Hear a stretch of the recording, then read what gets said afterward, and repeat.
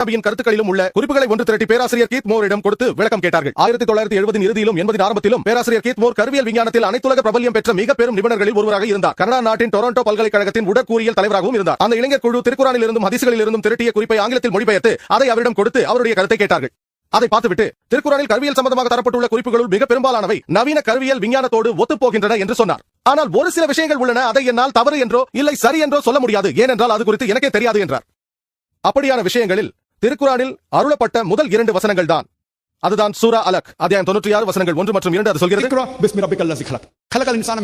மனிதனை ஒட்டுகின்ற அட்டை போன்ற ஒன்றில் உருவாக்கிய உம்முடைய இறைவனின் பெயரால் பகர்வீராக, ஓதுவீராக, முழங்குவீராக என்று சொல்லப்பட்டிருக்கிறது. இதை படித்த பேராசிரியர் கீத் மோர் கரு தனது ஆரம்ப நிலையில் அட்டை போன்ற உருவம் கொண்டதா என்று எனக்கு தெரியாது என்றார். ஆகவே அவர் ஆய்வுக்கூடத்திற்குள் சென்று ஒரு மிக சக்தி வாய்ந்த நுண்ணோக்கியின் உதவியுடன் கருவின் ஆரம்ப நிலையை பார்த்தார். கருவின் ஆரம்ப நிலையை பார்த்துவிட்டு அதை ஒரு அட்டைப்பூச்சியின் புகைப்படத்தோடு ஒப்பிட்டு பார்த்தார். அவ்விரண்டின் உருவ ஒற்றுமையை பார்த்துவிட்டு ஆச்சரியமடைந்தார். அதற்கு பிறகு கருவியல் சம்பந்தமாக திருக்குறானில் இருந்தும் ஹதீசுகளில் இருந்தும் அவரிடம் 80 கேள்விகளுக்கு மேல் கேட்கப்பட்டது. 1980 ஆரம்ப காலகட்டத்தில் 30 வருடங்களுக்கு முன்பாக அவர் சொன்னார், இந்த கேள்விகளை 30 ஆண்டுகளுக்கு முன்னர் என்னிடம் கேட்டிருந்தால் அதன் 50% என்னால் பதில் சொல்லியிருக்க முடியாது, ஏனெனில் மருத்துவத்தின் ஒரு கிளையாகிய கருவியல் அண்மையில் முதிர்ச்சி பெற்றதுதான் என்றார். மேலும் அவர் திருக்குரான் ஒரு புனித நூல் என்பதிலோ முகமது நபி அவர்கள் இறைவனுடைய தூதர் என்பதை ஏற்றுக்கொள்வதில் எனக்கு எந்த ஆட்சேபனையும் இல்லை என்றார்.